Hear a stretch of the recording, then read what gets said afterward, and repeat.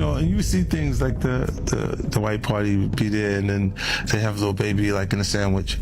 Like they're hugging them from the front and the back and stuff. Baby is absolutely one of the best human beings in the planet. All right, we're at a party, everyone's drunk. It's a 13-hour party. People drink a lot of alcohol. Right, it's 100 people at the party. We in the middle of 100 people. There's nothing weird we could be doing in a party. Right. That isn't my boy anymore. Ever since that Rubin party, he was captured. In response to the widely shared video of Lil Baby flaunting his new thigh tattoos while sporting a pink belt and tank top, 50 Cent said as much. Nowadays, the entire internet is making fun of Baby by claiming that getting your thighs inked when you have no tattoos on your upper body is crazy.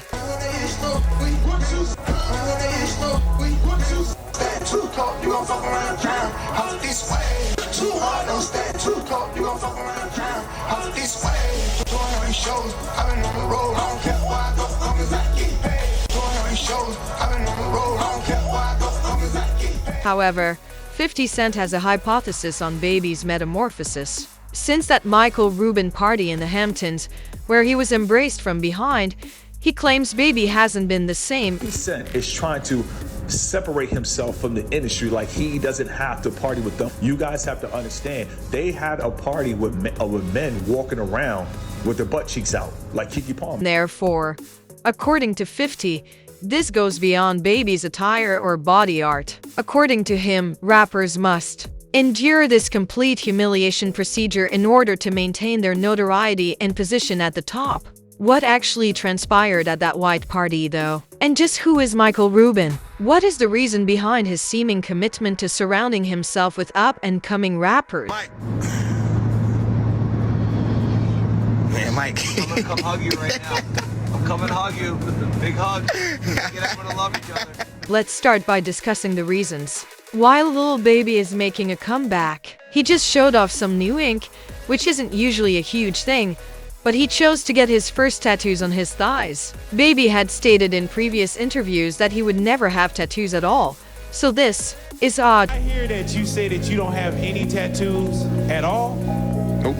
That was really my only reason, like, for being younger, like, I don't want no tattoos. I know I'm gonna have something to do when I get older. Yes, sir. With my money, and I don't want to be like a thug. By 2025, Lil Baby's thighs are now inscribed with the phrase 90s Baby, with the description, "Back in that mode." He recently shared some new pictures on Instagram. In multiple of them, he is wearing shorts that prominently feature the words 90s and Baby on each leg. On the side of his lower left calf, he also has a huge tattoo that reads CBUF, which he initially shared on Instagram on July 4th. As anticipated, fans had a lot to say. Comments such as, "I'm sorry.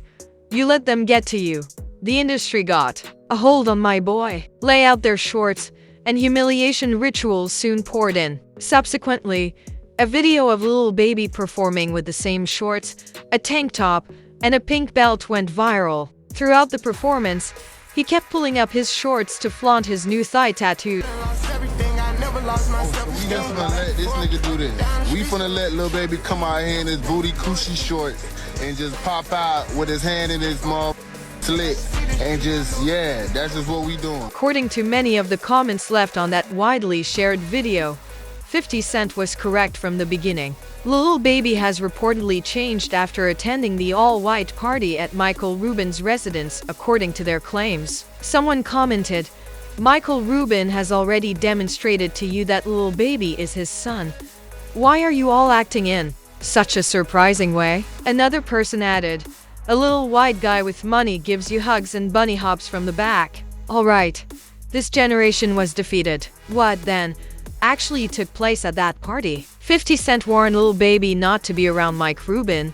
But why? In 2023, Michael Rubin threw an exclusive white party in the Hamptons that included Kim Kardashian, Tom Brady, Beyonce, Jay-Z, and yes, Lil Baby. At that point, a picture of Lil Baby with Rubin and NBA player Kyle Kuzma in what some dubbed a hug sandwich circulated online. See, this is why I don't go to any party with Puffy and them at. What the F is going on here? Caption 50 Cent's Instagram repost of the photo. "Get the F off of my young man," it said. Not long after, A second picture of Rubin giving Lil Baby a back hug appeared. Furthermore, Lil Baby joked about those same viral photos in a video he later shared of himself and Rubin aboard a private jet. Since we had 5 girls, she be like, all y'all get in the shower. Mike. Man, Mike. I'm gonna come hug you right now. I'm coming to hug you. Big hug. Get everyone to love each other. Now this the motherfucker did it though. See, this the motherfucker did it, man. 50 Cent then clarified the situation by stating, "This is the reason you never see me at those parties." That's why I don't be going to them puppy parties. You from the front and the back at the same time. Talking about. I mean, look, if you into that, I'm fine with it. To each his own. I'm just saying, my mother on the pod. Some fans believe that 50 was merely trolling, but many others have been pointing out that these industry events are strange for years. It's giving off the impression of a covert initiation, a test that up-and-coming rappers must pass in order to advance in the industry. Lil Baby evidently took offense at all of the chit-chat, as he chose to fire back and caution others from using his moniker in jest. When Baby appeared on Lil Yachty's show, he acknowledged that the memes about him and Rubin upset him so much that he actually contacted Rubin for the party's surveillance tape to make sure nothing suspicious happened. However, despite obtaining the video, Baby decided not to share the entire thing. No funny weird. You feel me? I'm dapping Kuzman up.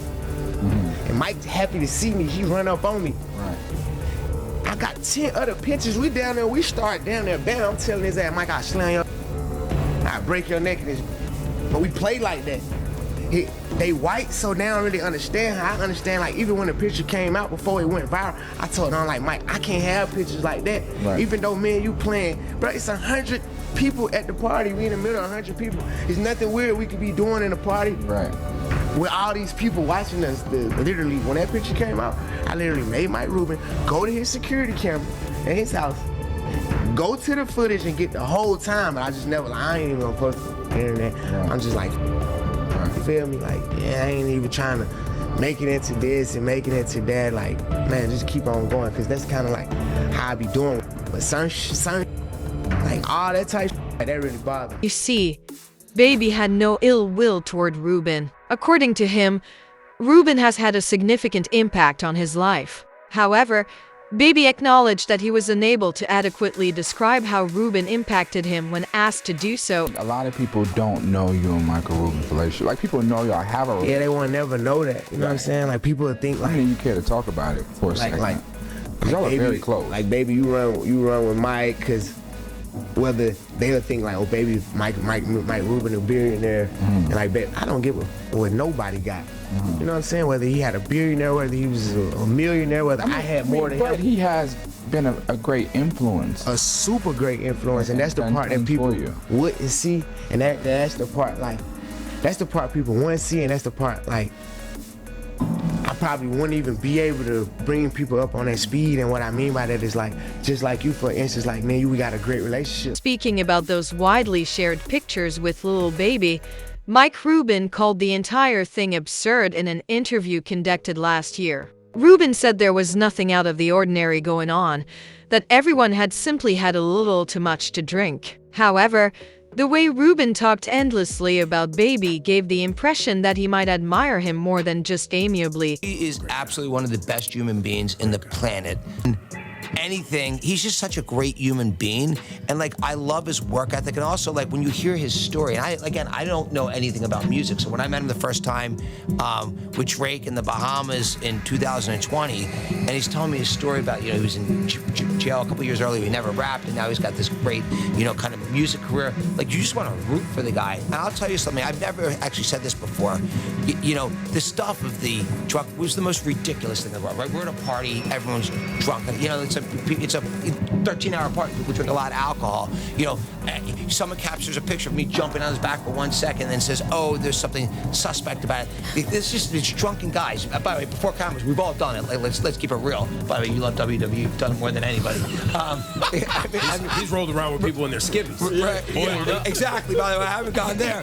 But, you know, the thing that actually killed me about that is it actually hurt his career, you know, last year. And I felt like I've always wanted to help people make he's on a good build back. He's right crushing now. He's crushing. And I was just with him with Trav and him in London. But actually, like, the thing is, he's such an extraordinary human being, and he's such a special person. And, like, if you think about, you know, people who just want to hate on social media, who, like, one picture of, you know, a bunch of drunken people could be turned into something that it wasn't. However, many individuals continue to express that Michael Rubin's attachment to young rappers is odd, particularly considering that he is not even involved in the music business. And Lil Baby isn't the only one. Do you recall the video of Meek Mill hopping for Rubin on a tennis court? Count out loud. Count out loud. Keep going. Keep going. Keep going. Keep going. Don't cheer your buddy up. They suck. Your buddy up. Meek later asserted that it wasn't that deep, claiming that he had just lost a wager with Rubin on a tennis match. Let's be honest though, a white billionaire giving orders and making a black man bounce like a bunny? Without a doubt, the optics are flawed. What makes Michael Rubin so obsessed with black rappers? And who is he exactly? Rubin was born in Philadelphia in 1972 and raised in Lafayette Hill in a Jewish household, according to his Wikipedia profile. By the age of 14, he had already started his own company, opening a ski shop with the money from his bar mitzvah and his father's lease. After enrolling at Villanova University, he left after only one semester in order to profit from a friend-funded $200,000 over stock gear transaction. He used the proceeds to grow, sell his stores, and start Kapar Sports, which by 1995 had revenues of $50 million. He then started a business that eventually expanded into the multi-billion-dollar e-commerce behemoth e-commerce. The licensed sportswear maker for the NBA, NFL, MLB, NASCAR, Formula One, and WWE is Fanatics, Inc., which Rubin now owns. Forbes estimates that Rubin's personal net worth was $10.6 billion as of the middle of 2025. You may be asking yourself, what's so shady here? On paper, Rubin appears to be a shrewd businessman who rose to prominence from a middle-class upbringing. This is where people start to wonder, though, because a lot of his success seems to be more related to his connections than his abilities. It's also odd that he lacks charisma for someone with such strong connections. There's also his mood. Some people claim that if you stare attentively at his eyes, they appear to be soulless. People get the impression that there's more to the story than just smart business decisions at that point. On our staff that's been talking about your parties for the last couple of days, that's dying to get to your parties. Well, you know what? I've actually figured out, like, if this Fanatics thing doesn't work out, I think I could be a good party promoter. Oh, man, you kidding me? Yeah, like, I think I already got the white suit in the closet, so just let us know what, you know, what I mean, what's happening. Yeah. So, you know what it really comes from? I love bringing people from different backgrounds together, and that's something I enjoy doing. Whether it was this lunch we just talked about, whether it's my Super Bowl party, whether it's the white party, for me, it's a great time to, it's like, I enjoy bringing people from different backgrounds together. And by the way, I benefit from them because I'm always learning from people there. And so that's really where it started. We started with our Super Bowl party, and you know, our Super Bowl party, by the way, this was like this year's Super Bowl party. I was like, when I had many of the owners of the football teams come up and tell me this is better than the game itself, I thought, like, literally, that's what people were saying to me. Right? Yeah. We are, look, I think what we like to do is bring the right people together in a room, and then great things happen. To be honest, there's something strange and somewhat unsettling about Rubin's entire atmosphere. The fact that so many sportsmen and rappers appear eager, practically frantic, to be around him defies logic. This is where Rubin's all-white party becomes fascinating. In fact, Diddy popularized the entire white party idea in the late 1990s. Diddy's Hamptons white parties were the most sought-after invitation in the world of celebrities at the time. Many of the same well-known people who used to attend Diddy's parties now attend Rubin's gatherings in the Hamptons. Leonardo DiCaprio, for instance, was seen at Diddy's white party in 1997 and Rubin's all-white party during the previous year. Similarly, There is an old picture of Jay-Z at Diddy's party in 2003 with the late Uptown Records founder Andre Harrell, and a more recent one of him and Beyonce at Rubin's event in 2024. This has led to the assumption that Rubin effectively assumed Diddy's position and may even be using these white parties to carry out some sort of extortion scheme. Further rumors suggest that Rubin and a few other older white billionaires enjoy forcing young black rappers to engage in odd or embarrassing rituals.